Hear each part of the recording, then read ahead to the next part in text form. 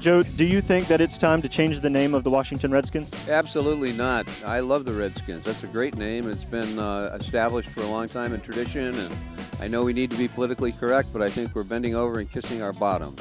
Absolutely not.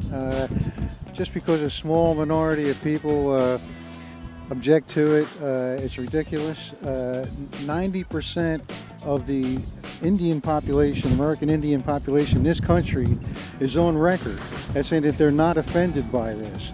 Well, I think the name has run its course, that it's quite, to put it politely, and antiquated.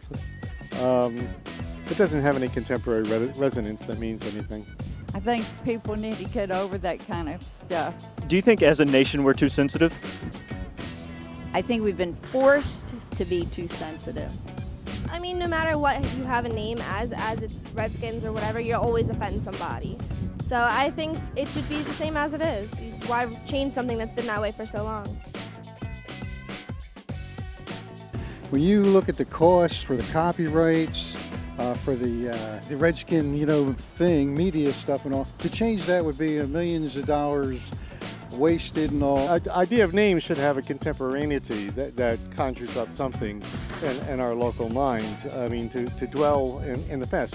Well, my personal opinion, I don't really care. I don't really pay attention to it, but if you've had a name for so long, why change it? We grew up with the Redskins, just like we grew up with the Philly Phillies and the Baltimore Orioles and the Tecumseh, the symbol for the Annapolis Naval Academy, and you'd have to really go and purge the whole society if you were going to pick on that.